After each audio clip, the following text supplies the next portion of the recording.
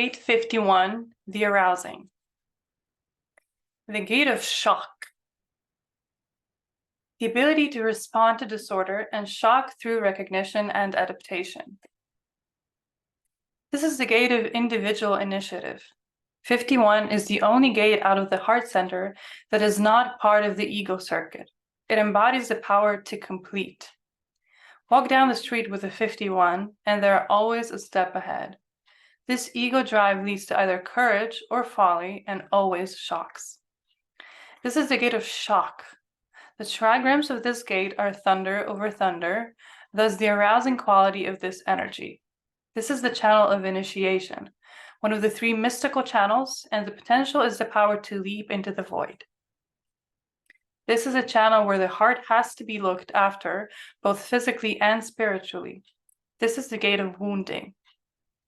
The warrior and the fool can do great damage. The heart is not an awareness center, yet without this competitive drive, there is no centering in our evolutionary process.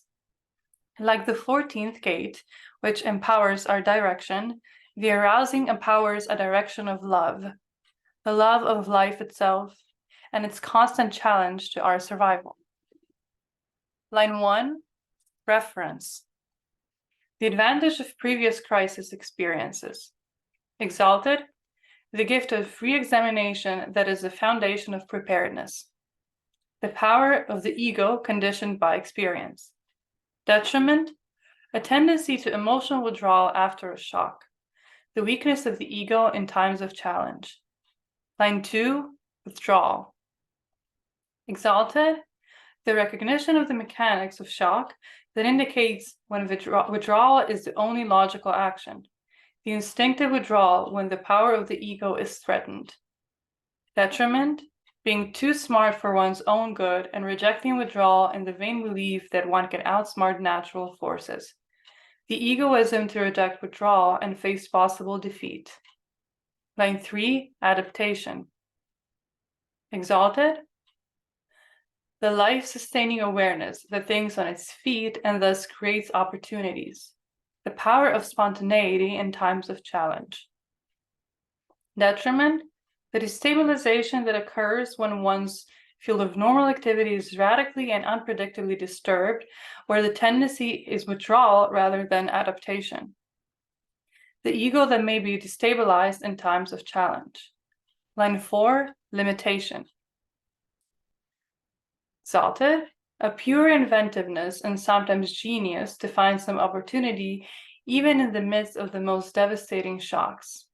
The warrior ego that will find some way to answer the challenge. Detriment, a reason to make do mentality that is ineffectual in times of severe shock. The superficial ego that lacks the resources and depth to answer challenges. Line 5, symmetry. Exalted, perfected illumination that in grasping the nature of the shock can transform its normal patterns into a symmetrical adaptation that rides the shock and avoids its devastation. The perfection of the warrior ego through instinctive adaptation.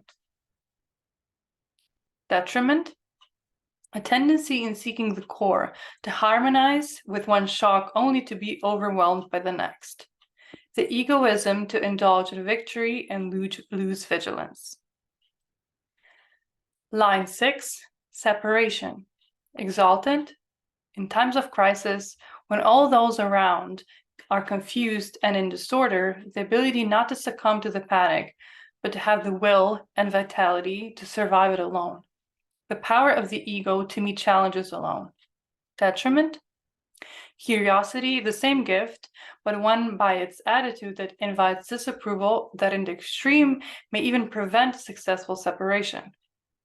The egoism to meet challenge alone that may provoke and empower the challenges.